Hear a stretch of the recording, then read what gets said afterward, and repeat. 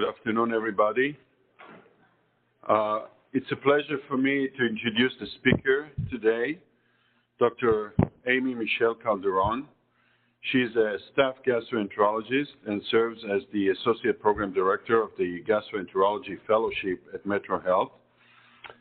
A little bit background, Dr. Michelle Calderon earned her medical degree from the New York College of Osteopathic Medicine and completed her internal medicine residency and chief residency at Lenox Hill Hospital in New York City. She completed her GI fellowship at Metro Health Medical Center, and then she was chosen to be the chief fellow in her final year. Now, a very interesting background. So prior to pursuing her medical degree, Dr. Michelle Calderon earned her Doctor of Pharmacy degree from St. John's University in New York and worked as a clinical pharmacist for a number of years. Her area of interest is liver disease, and she's currently investigating topics in hepatitis C and fatty liver disease, and she will present hepatitis C from chronic disease to cure. Thank you.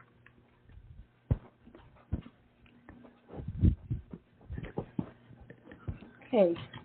Good afternoon, everybody. Thank you for coming today, and thank you to the Department of Medicine for inviting me to talk today about this exciting topic of hepatitis C. I specifically entitled it From Chronic Disease to Cure because I really wanted to emphasize that today. We are, at this point, talking about cures, and cures north of 95% at this point.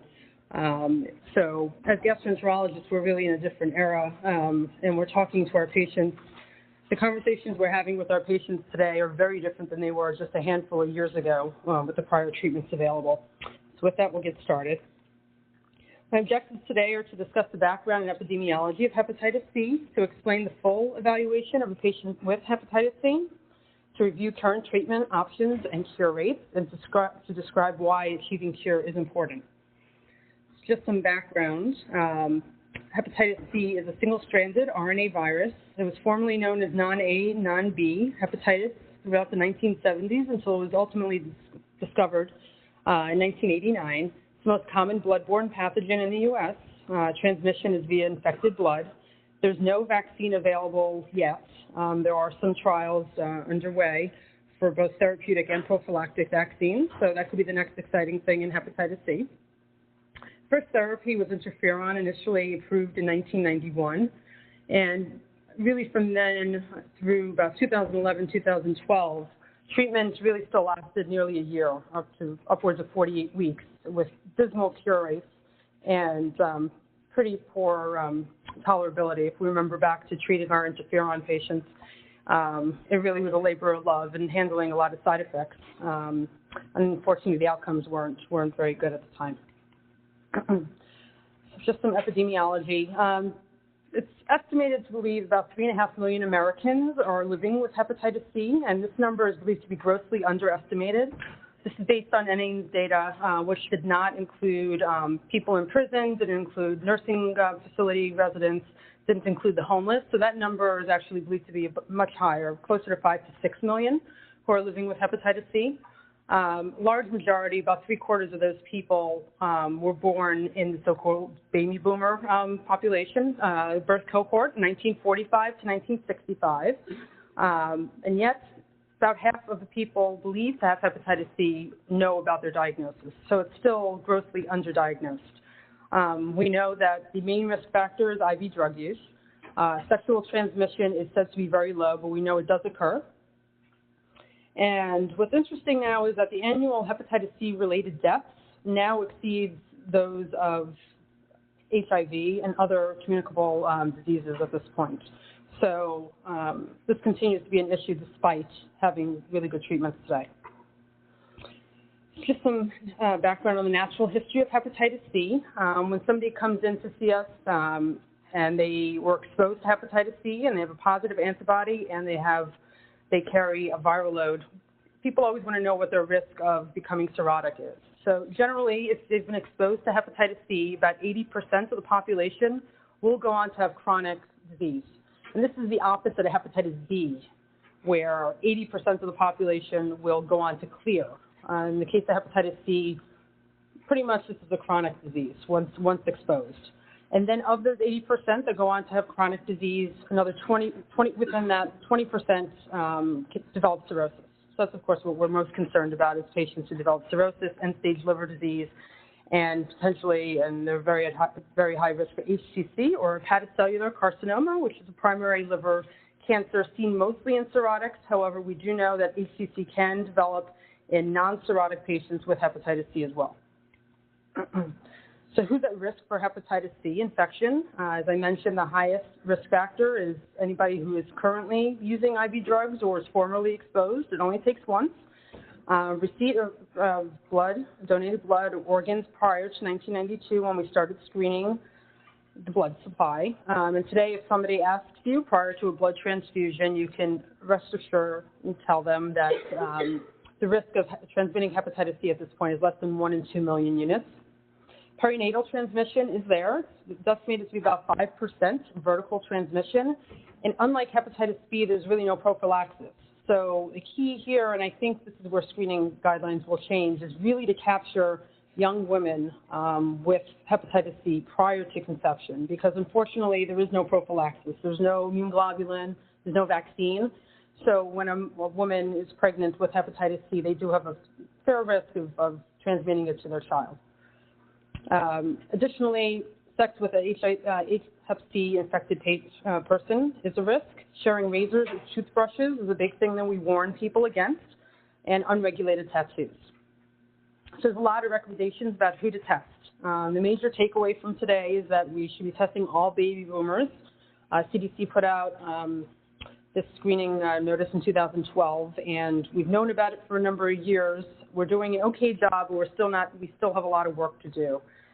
So the CDC recommends, of course, screening anybody who's been exposed to IV drug use, anybody who's received blood products prior to 1987 or 1992, really, for all blood products. Those with who are on chronic hemodialysis, those with a known exposure to hepatitis C, and that counts for us. If we ever get a needle stick, we should be checked. It is good for us to know as healthcare professionals that our risk is really less than 1 in 1,000 if we were exposed by needle stick.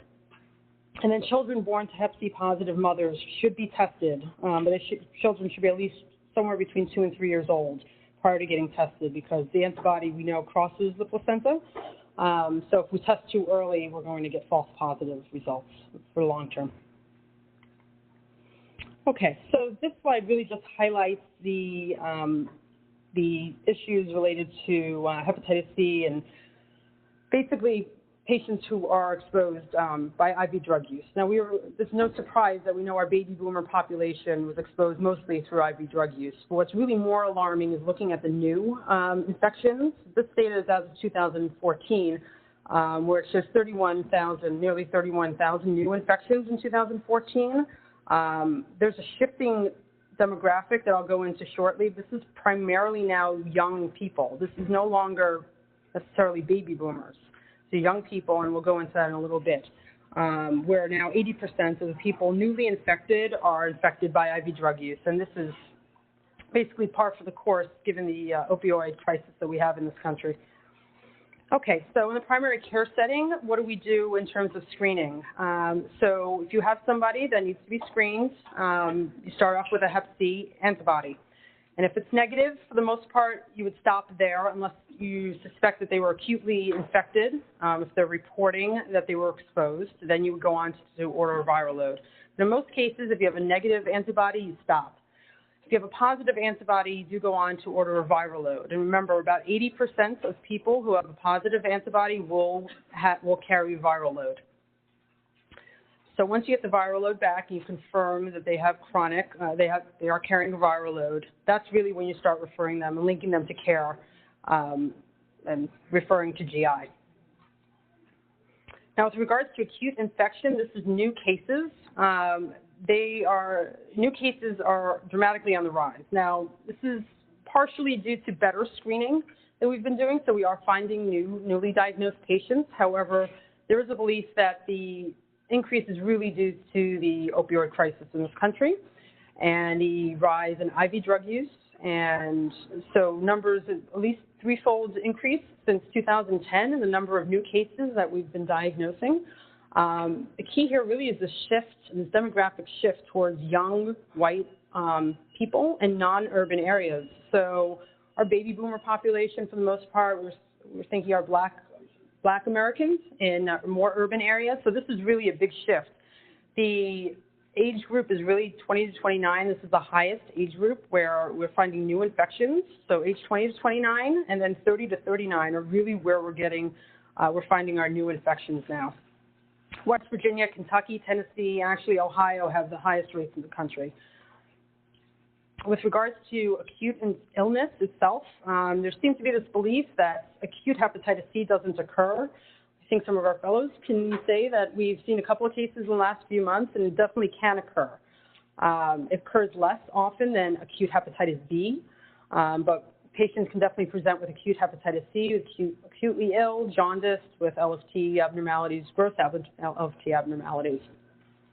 The key here really is because somebody has a positive antibody, that doesn't necessarily mean they have chronic disease. If you have a patient who was, say, negative a year ago and now you check them again and they have a positive antibody, if I were seeing them, I would bring them back in 6 months and recheck a viral load, because you want to give them at least 6 months time to see if they clear on their own. So 6 months is really the dividing line between acute and chronic hepatitis C. And if at 6 months they still carry a viral load, then we would link them into the treatment pathway. This just shows basically its distribution. This is a study out of Massachusetts Bureau of Infectious Disease. This is data from about 2015, and it compared the demographics from 2007 to 2015. And you'll see here, it compares the number of cases to the age of new and confirmed diagnoses. And you see this bimodal curve shift dramatically from 2007 to 2015, basically describing what I mentioned before. Really the shift towards young patients, primarily in the age group of 20 to 39 or so. This was a study that was done, a retrospective study at some methadone clinics in Canada, and this looked at the impact of just your knowledge of your hepatitis C status. So this looked at about 2,500 patients, tested them for hepatitis C, and looked at their substance use behavior a year before their hepatitis C testing and then the year after. And basically the takeaway from this is that there was a statistically significant reduction of substance use in the year after being tested. So regardless of whether or not they were positive or negative for hepatitis C, just the knowledge of their test results significantly reduced substance use during the following 1 year. And I think this has a lot to do with education. So everyone knows about HIV and AIDS today, but a number of people still come into the office. They say they think they have some virus. I talked about hepatitis C, and do they know what it is? And a lot of times they have no idea. So I think education was a big key here, and just having an idea of what hepatitis C is really did impact people's substance use after that. Okay, so with regards to symptoms, the majority of patients are asymptomatic. That's why we're capturing these people on screening tests. Otherwise, they may come in with jaundice or flu-like illness, but really the main thing is that patients are, for the most part, asymptomatic. I put in extrahepatic manifestations because in a primary care setting, you're going to see these people and they're going to have a lot of complaints. And there are a lot of manifestations of hepatitis C, which are outside the scope of this talk, but just so you know, there are a lot of strongly associated manifestations, but the key is really these possibly associated ones. It'll be interesting to see what comes in years to come. Okay, so you're in a primary care setting and you have a patient who you believe has hepatitis C. What do you do now? You did your antibody and it's positive. Let's say they have a positive viral load. You can very well stop there and refer out, and that's the majority of the patients that we do see. If you want to go on, it would be nice to get an HIV antibody, because if somebody is co-infected with HIV, we do refer these patients to infectious disease to manage these patients. So it would be helpful to have the HIV status known as well. Then what we do in the clinic is we look at the genotype, and then we check for hepatitis B. And the reason I put the asterisk there is because this wasn't widespread. For the most part, there were no recommendations for us to check for hepatitis B when we saw a new patient with C, even though it seems intuitive because the risk factors are the same. However, this recommendation is now in place because of the black box warning that was placed on the direct-acting antiviral agents in 2016 as a result of about 30 cases of Hep B reactivation after people started these new agents, these direct-acting antiviral agents. As a result of that, you must have hepatitis B status, at minimum a core antibody, because these reactivation cases occurred regardless of whether or not you were surface antigen positive or negative. Okay, so when they're referred to us, what do we do in the clinic? What I put in bold are really the major things that we need to document in order to prescribe therapy and hopefully get it approved by insurance. So we need to document any substance abuse, including a history of marijuana use. Any history in the chart will be flagged generally by some insurers, and this becomes an issue because a lot of the state programs want 6 months sobriety, entirely alcohol, marijuana, any illicit substances. We'd like to know whether or not a patient was treated previously because that may alter the actual medication that we use. Again, we need to know if they're co-infected because we may need to refer them out to our infectious disease colleagues. We need a viral load, we need a genotype, and perhaps the most important thing here, and if there's one thing that I ask patients to leave the office and do, is get, in our case it's a FibroScan, and I'll go into that a little bit, but they need some form of evaluation of their fibrosis status because this is what insurance companies need to see now to get these drugs approved. So with regards to genotype, the most common genotype in our country and really around the world is genotype 1. Excuse me. Genotypes used to be a lot more important. Now that we have some pan-genotypic agents, I can see a time where genotype may not be as important any longer, but for right now we are still checking. So there are 6 well-documented genotypes in the world, 1 through 6. There is a genotype 7. About 4 or 5 cases were reported in the Republic of Congo, but for right now we're going based on 6 genotypes where we have our treatments for. It's just a world map showing the red across the world means genotype 1, that is the most prevalent genotype in the world. Now with regards to staging, which is really important for us, both to treat people clinically and also just to get them their drugs approved. Medivir staging is one of the staging systems that our pathologists use when they do get liver tissue. This staging system was specifically designed and validated for hepatitis C, and it is the one that seems to be used most clinically in the U.S. So there's really 4 stages of fibrosis. Most of us probably fall into stage 0, no fibrosis. Stage 1 through 4, 4 being cirrhosis, is basically how you're going to get your report back. With regards to fibrosis staging, we have a lot of methods today. Liver biopsy still remains up there, it's still gold standard. However, it's very rare today to actually need a liver biopsy any longer to stage people. Really, the only time that I could foresee needing a liver biopsy is if you have a discrepancy between at least 2 or 3 of these tests here, and you really do not have an answer yet about what your staging is. But this occurs very rarely. The major tests that are now used for staging really depends on the type of setting that you're practicing in. If you're practicing in a smaller community hospital or a private practice where you do not have easy accessibility to a FibroScan, for the most part, you're going to be using this FibroSure testing, which is a blood test. It's very simple. You get a report back, and it gives you a fibrosis score, and that's when you can submit to insurance. If you're in a larger academic institution, you're going to have, most likely, going to have a FibroScan machine, and I'll go into what that is in a little bit, but it's a non-invasive method, basically like an ultrasound, that has very high specificity for determining whether or not a patient has advanced fibrosis. And overall, is very effective for patients and non-invasive. Okay, so just a little information about the sensitivity and specificity. What's in red are the major tests that we're using now. As I mentioned, the FibroSure is the blood test with a specificity around 90% for detecting advanced fibrosis. And then FibroScan is what we use here. For the most part, it's better sensitivity and specificity. Okay, so this is basically an idea of what a FibroScan is. You're going to see in the literature, it's called vibration-controlled transient elastography. This technology originally came to us from Europe, where cheese makers use this technology to determine the ripeness of cheese. based on the stiffness of the cheese. And so this technology transferred over to our livers. FibroScan has been available in many parts of the world for a number of years, in Asia and Europe and Canada. It finally came to the U.S. and FDA approval in 2013, and we've been using it here for about 2 or 3 years now.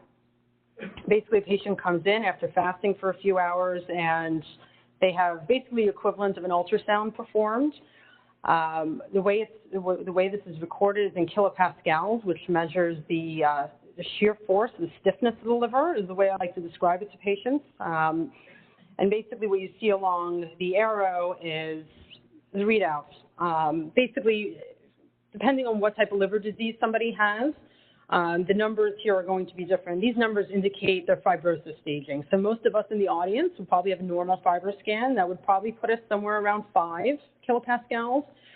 If you have somebody with a bit more advanced fibrosis, maybe stage 2 fibrosis, that would put them around 7. Where we get concerned is generally about 9.5 and greater. These are patients who have advanced fibrosis or cirrhosis. And these are patients that we really need to see more often in the liver clinic, regardless of their hepatitis C. We really should see these patients every 6 months or so. Okay, so this is the hepatitis C timeline. There's a lot that's gone on in the history of hepatitis C, especially when it comes to treatment. As I mentioned previously, hepatitis C was originally known as non-A, non-B in the 1970s until it was ultimately identified in 1989. First treatment became available was intron A, or interferon alpha, and that was in 1991. Ultimately, our blood supply was started to be screened in 1992, and then ribavirin was approved in combination with interferon in 1998. And this increased our cure rates to somewhere around 20 to 30%. With interferon alone, really dismal outcomes, 5 to 15% cure rates, so really nothing to write home about. Then later in the early 2000s, a number of pegylated interferons were developed, and again, increasing the cure rates to some degree, somewhere around the 50% range, but you were dealing with a whole host of side effects that were really difficult for patients to manage. People were signing a lot of disability forms, people couldn't go to work, really a lot of terrible side effects associated with these regimens.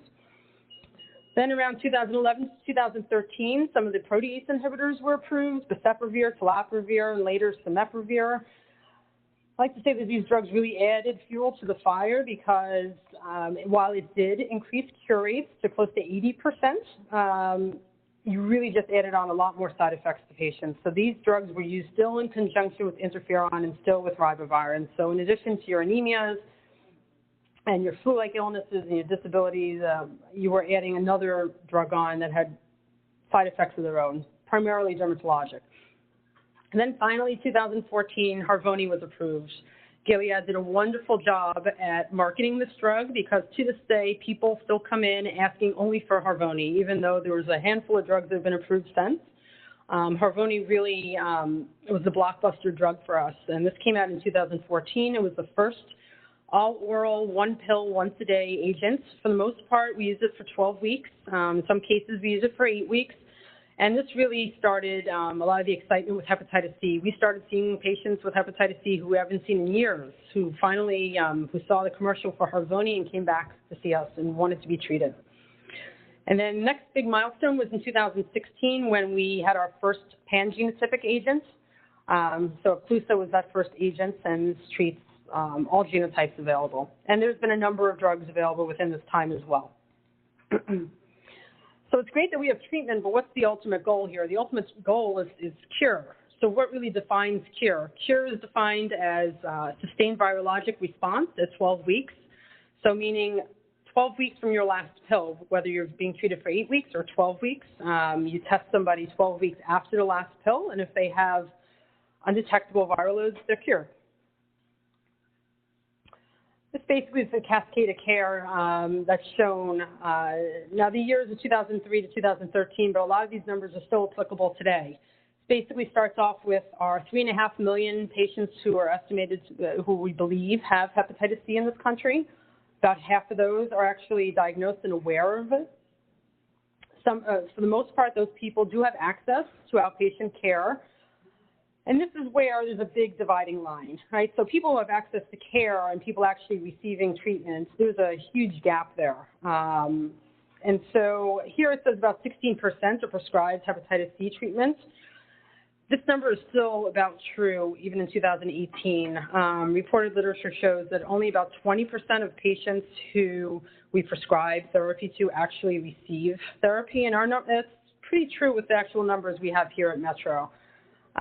So that's quite unfortunate. That's the next battle that we really have with regards to hepatitis C. We have these great drugs, but insurance companies are not necessarily approving them for all patients. So this is a study that looked at about 30,000 patients across some large safety net systems in the country. This basically looked at whether or not people will be approved for medication based on their insurance status. It looked at commercial insurers, it looked at Medicare and Medicaid recipients. It tried to do a good job at controlling for substance abuse and other factors that may limit people's access to treatment. Nonetheless, despite adjusting for that, you see there's a big gap between our commercially insured patients, our Medicare patients, and our Medicaid patients. So basically, if you have Medicare, you're about 20% less likely to obtain treatment as compared to those who are commercially insured. And if you have Medicaid, that gap widens greatly. It's about 80% less. And even if you do have commercial insurance, if you look at the numbers, you're still barely at 30% chance of getting treatment. This is a map of Medicaid access to treatment that was put out. This basically grades each state, a grade A through F. We see here Ohio lands with a grade D. There's only a handful of states in the country that are worse than Ohio or more restrictive than Ohio when it comes to approving these treatments. And what makes Ohio so restrictive? Really, it's the liver damage restrictions. As I mentioned, so the one takeaway for patients to do when they leave my office is to get themselves staged and have their fiber scan done, because if they do not have F2 disease or greater, so F2, 3, or 4, they are not getting approved right now. So I'm telling those people to come back in about a year to see if anything has changed, because we do expect these restrictions to lift, and I'll go into why in a little bit. Additionally, we have pretty strict sobriety restrictions. We need at least 6 months documented sobriety for anyone who's had a history of alcohol use, any substance abuse, including marijuana. And additionally, we have some prescriber restrictions. It is still limited to specialists prescribing these medications, so either GI, hepatology, or infectious disease. Okay, so this is the major reason that it's so hard to still get these medications to people. If we look at the blockbuster drug, Harvoni, from 2014, we're talking about upwards of $1,000 a day in treatments, and these, for the most part, are 12 weeks of treatment, so upwards of $90,000 for each patient that you were hoping to treat. And the treatment before that was even more expensive. For a brief time, we were using sofosbuvir and cimeprevir together, then you're talking about almost $1,800 a day. Fast forward to 2017, when Mavorite was approved, dramatically different, less than half. Okay, so now we're talking about treatment courses in the $30,000 to $40,000 range. So that makes it a lot more attainable and reasonable to start treating more people.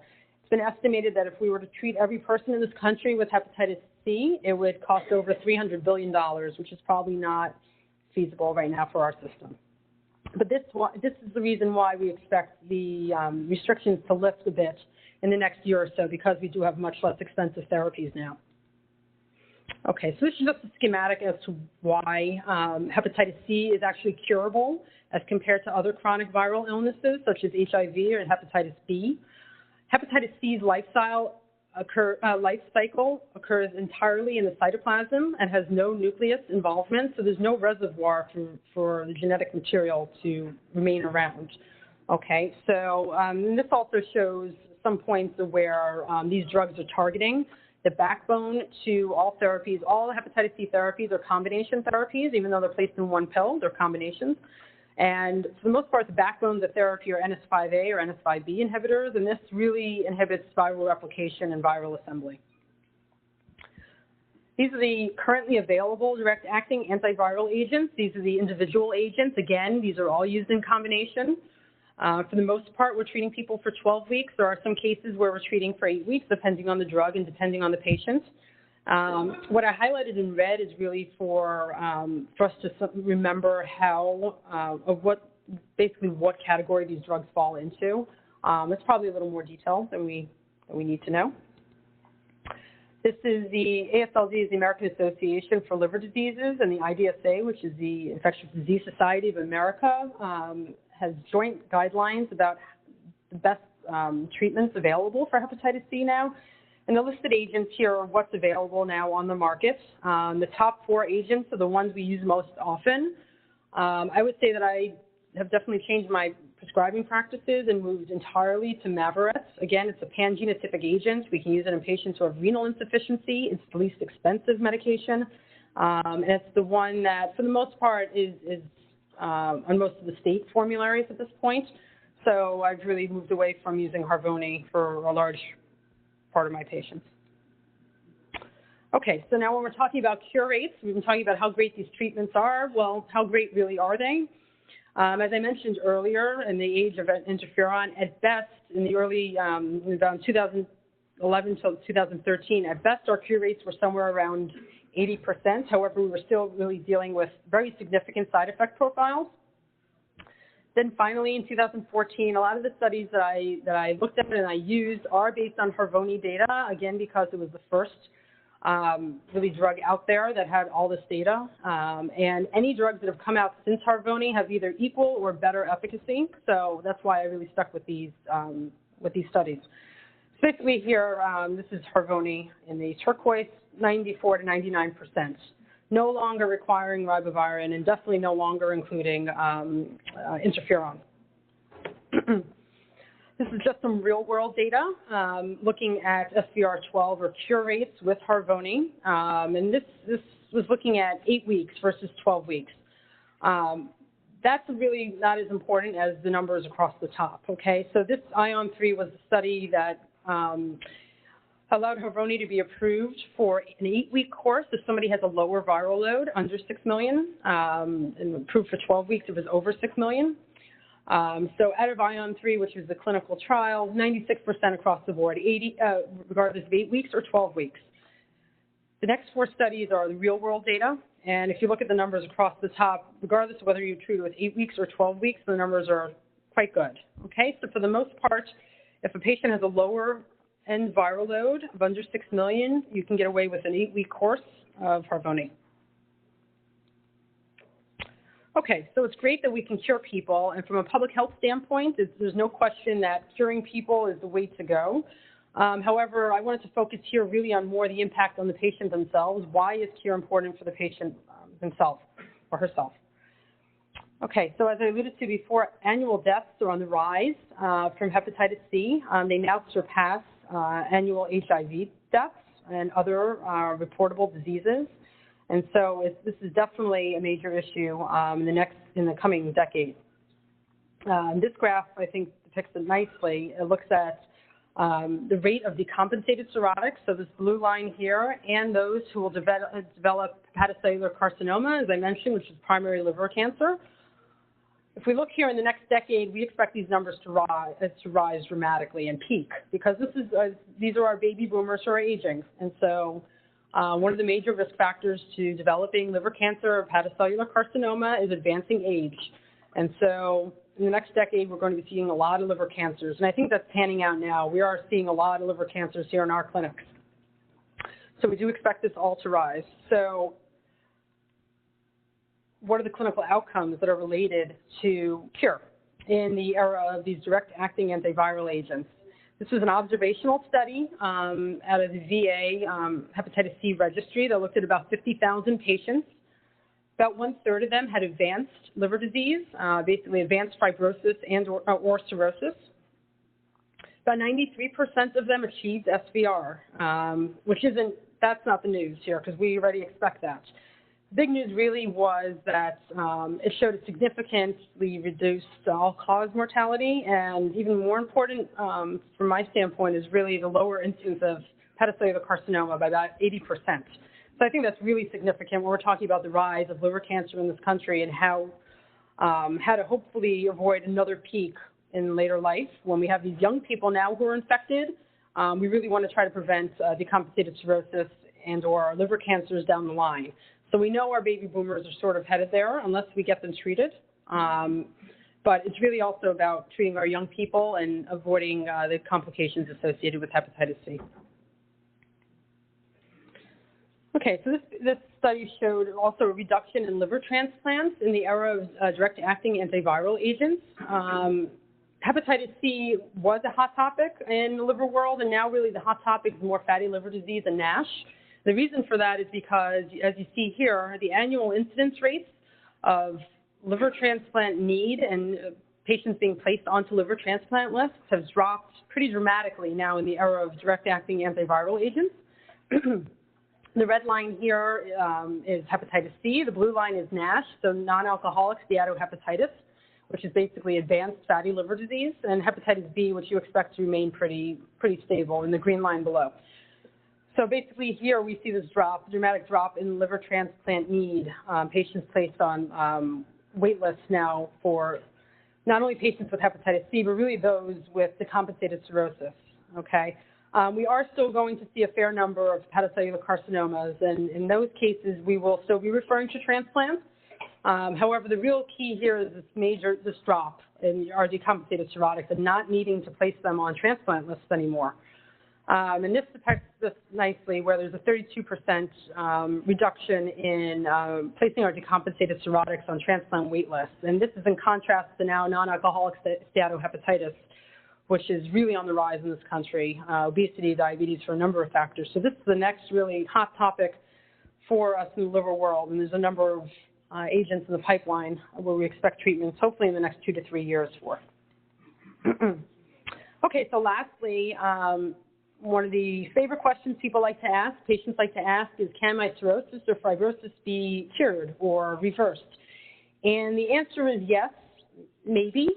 We don't have great studies looking at this because, for the most part, a lot of patients do not elect to have serial liver biopsies. And so this was a small study out of Italy looking at 38 patients who had pre-treatment cirrhosis, and then were treated, this was in the interferon era, were treated with interferon successfully with cure, and then after treatment, again, it receives a biopsy. For the most part, these people received biopsies up to 5 years out, which actually makes a lot of sense if you think about it, because it's taken upwards of 20, 30 years for people to develop fibrosis, and so it would make sense to think that it's going to take a number of years for that fibrosis to actually regress even after treatment. So here this shows that about 61% of people showed a decrease of at least one metavir stage. So basically going from, say, stage 3 fibrosis to stage 2 fibrosis. So that is actually very significant. There are some more recent studies now looking at FibroScan. Again, because we have not had a lot of this data for a number of years, this is all going to come out. This is going to be stuff that we're looking at. In our own department, we're looking at this now because we have a nice group of patients that we've treated, somewhere in the probably 1,000 to 1,500 range. And we're working hard to try to get them back for FibroScans now post-cure and to try to compare the fibrosis stage to see if we see any difference, even just a year or 2 years out. Okay, but I suspect that we'll need a number of years, perhaps 5 to 10 years out, to bring these people back to really see if there is a regression of cirrhosis or fibrosis. Okay, so with that, it'd be great if you can take home a couple of points from here. Remember to screen still all your baby boomers, okay? So this is still a population, about 75% of the people who have hepatitis C are or were born in this birth cohort, so it is still really important to focus on these people. However, we really need to think about screening patients with ongoing risk factors, to start screening our younger people. The ASLD just came out with a recommendation to test all pregnant women. I think the OB world was doing this to a large degree already, so it's surprising to me that there was such a lag. But the reason for this recommendation is because we do know that so many young people are becoming infected, and especially women. Women are under-screened for hepatitis C. And so wouldn't it be nice to capture a woman prior to conception and potentially treat her before she gets pregnant and potentially transmits it to her child? Hepatitis C demographics are shifting, as I mentioned, towards young white Americans in more rural areas. We have all oral regimens that are now available with excellent cure rates north of 95% for most. We can treat patients that we were not able to treat previously, patients with renal failure, patients with decompensated cirrhosis. So we really today are at a point where we have a treatment really for all. It's just a matter of having insurance companies wanting to cover all. We know that achieving cure reduces all-cause mortality, liver-related mortality, hepatocellular carcinoma incidence, and need for transplantation. And we believe that fibrosis and cirrhosis can regress after cure is achieved, but I think we still need some better studies to say that firmly. At the end of the day, what I find I'm doing a lot in clinic is managing patients' expectations because, again, they're coming in with these high hopes of receiving Harvoni or a variety of the other agents that are available. However, as I mentioned, barely 20% of people are actually getting treatment. Okay, so despite our prescription habits, unfortunately, a lot of patients are still not being approved, especially in our population with state Medicare and Medicaid programs. So I find I'm doing a lot of management of expectations in our patients. So that's what I have today. Thank you for listening, and I'll take any questions.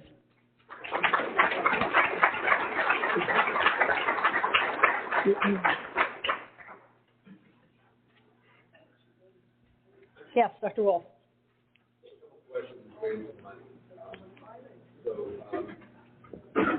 One of the arguments is cost of drugs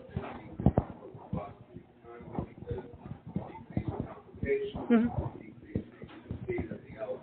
There are analyses actually showing that.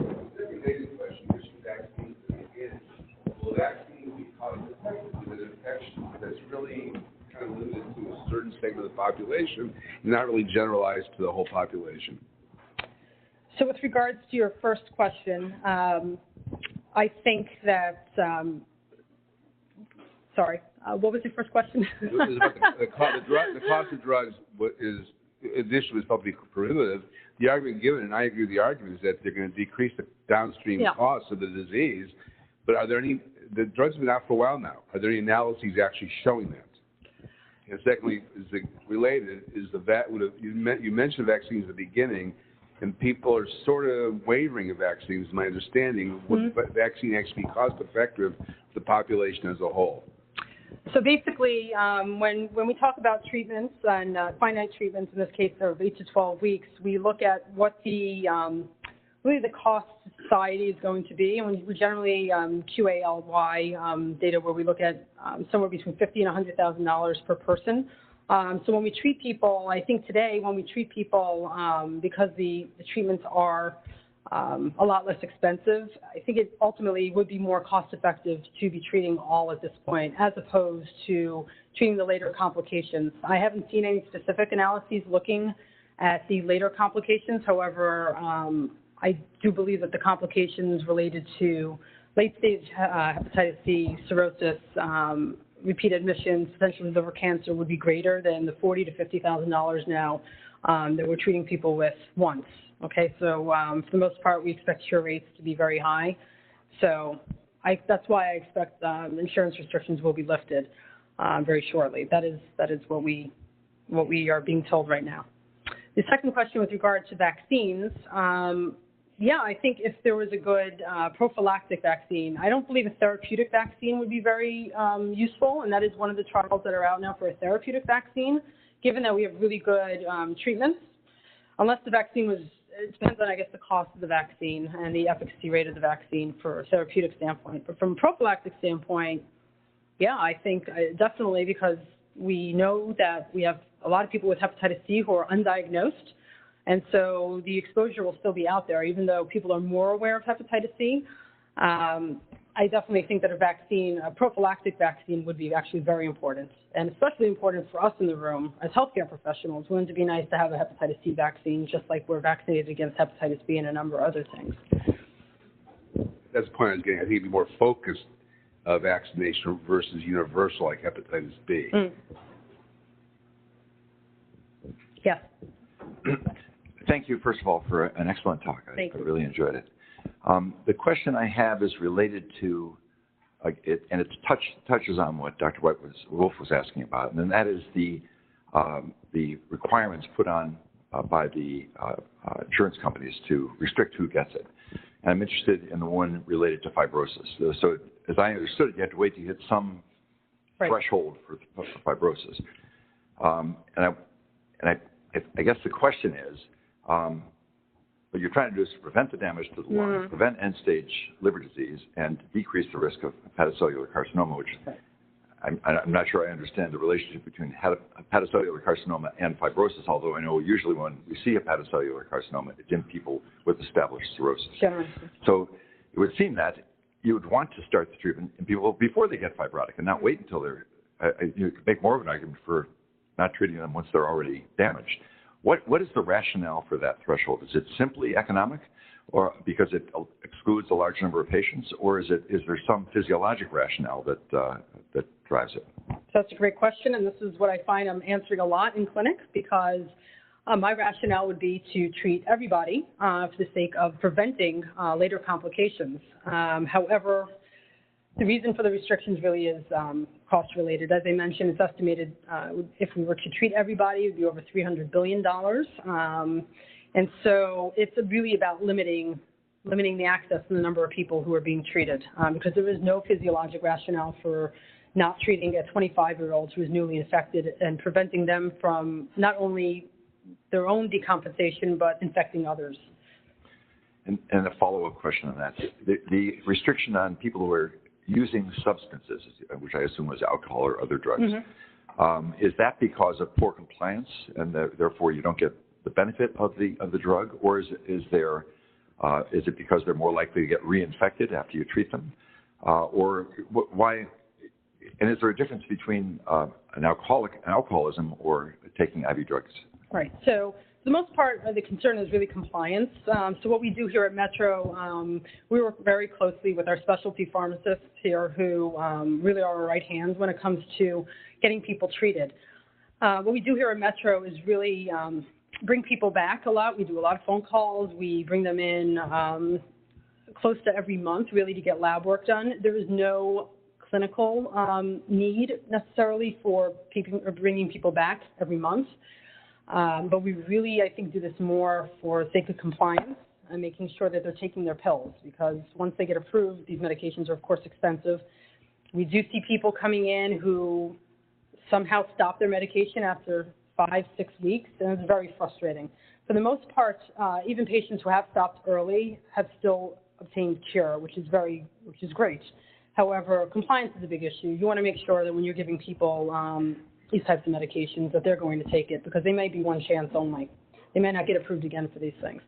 So that's really the major thing. Of course, from a physiologic standpoint, you don't want somebody drinking, because the idea of preventing further decompensation of their liver from hepatitis C is great, but if they're still drinking in conjunction, we know that would more rapidly accelerate their progression to cirrhosis and their risk for liver cancer.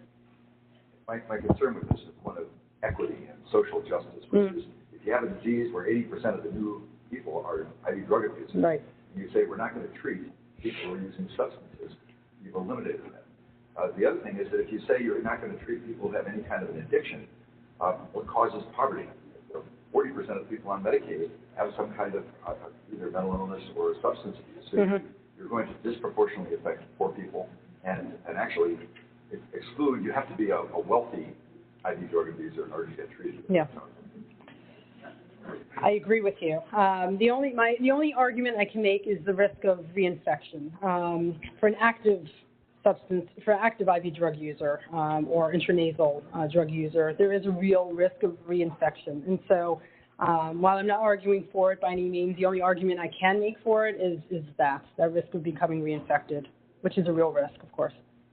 And I suppose is there a risk of repeated treatments that there'll be resistance to the benefit of these drugs?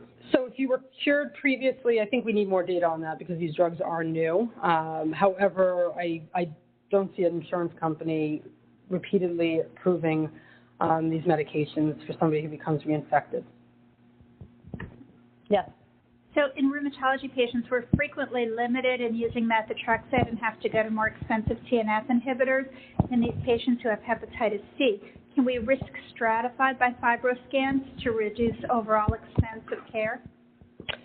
So I think it would be helpful from a standpoint of seeing whether or not drugs should be continued.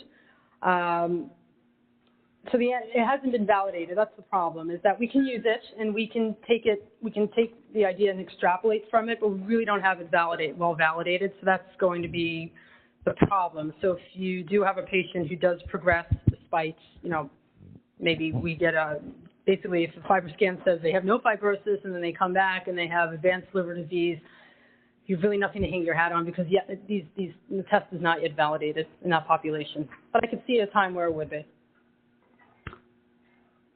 Yes. Are the deaths primarily from end-stage cirrhosis or from hepatocellular carcinoma? And the second question is, should we be screening in some way for hepatocellular carcinoma with an AFP tumor marker or an ultrasound? Okay, so the majority of deaths are cirrhosis related. And then, yes, and within that is hepatocellular carcinoma, but for the most part, it's from decompensated cirrhosis, so just people with end-stage liver disease. We do know that people who have cirrhosis have a 2 to 7% risk per year of developing liver cancer, and that's where our screening guidelines come in. So what we currently do is screen every 6 months with an imaging modality, generally an ultrasound. Depending on the patient's body habitus or other factors, we may alternate with dynamic imaging because we know that ultrasound is not perfect. So that really depends. With regards to AFP, the old recommendations used to be to use both AFP and an ultrasound.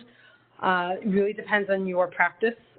Nobody would fault you for using AFP. However, when you do have a mildly elevated AFP, the question is what to do with it. And so a large majority of people in the liver world have really geared more towards imaging at this point, and imaging every 6 months.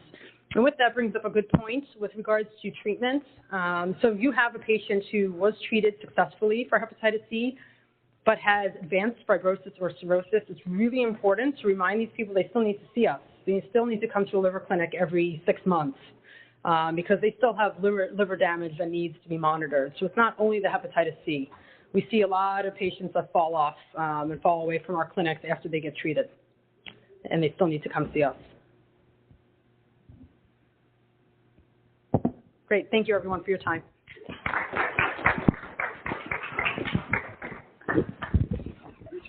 Well, thank you so much. Oh, thank you. What's your question?